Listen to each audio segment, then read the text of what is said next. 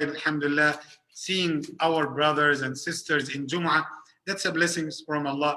That's a blessing from Allah subhanahu wa ta'ala to see the brothers and sisters and mashallah, to see the gathering, alhamdulillah.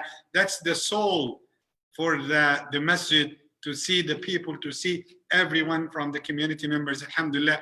May Allah subhanahu wa ta'ala make it easy for all of us, inshallah, to worship Him and to facilitate His worship more and more.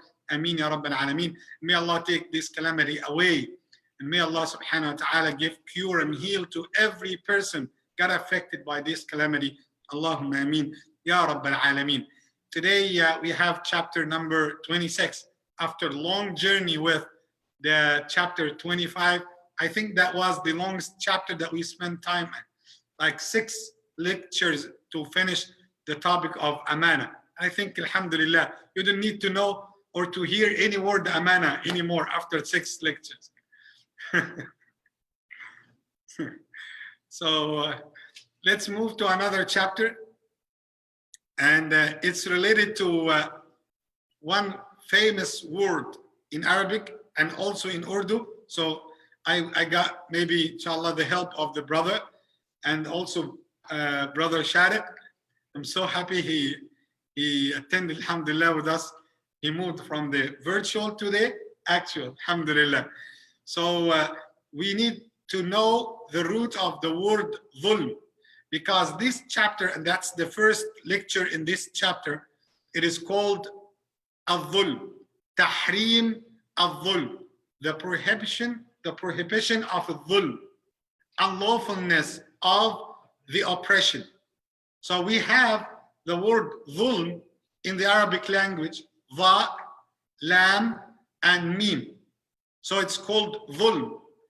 And as we started with the amana, and comes from and amin, if you remember, so we have the same word, dhulm, and it's the oppression, aggression, wrongdoing.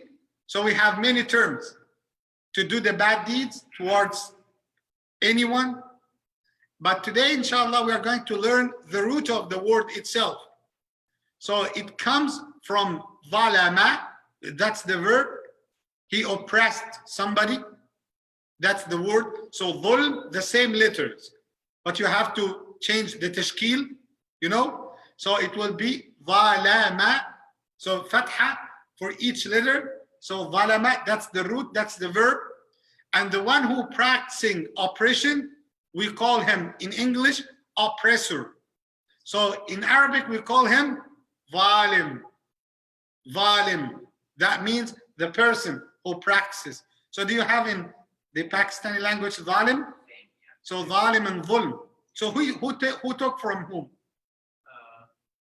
Who took from the Arabic or the Pakistan? So what's the original language they take from? The Arabic. It's a mixture of different languages. Yes, I mean they took from the Arabic one. So now we can see zalim, dhulm, that's the adjective, and the one who practicing dhulm or who is doing dhulm, we call him zalim, the oppressor. So what is the types of dhulm, and what is the meaning of dhulm? Is it only related to do bad deeds towards other or against somebody? We are going to learn that we have 3 types of dhulm. The first one, dhulm with Allah. Dhulm with Allah. When you associate a partner with Allah, that is dhulm. Allah said in the Quran, and that's the evidence. That's Surah Luqman, by the way. Ya bunayya, la tushrik billah. Inna shirka la dhulmun azim. That's the advice. Sayyiduna Luqman, the wise man, gave it to his son. And he said, Ya bunay, oh my little son, do not associate a partner with Allah, because associating partner with Allah, it's a great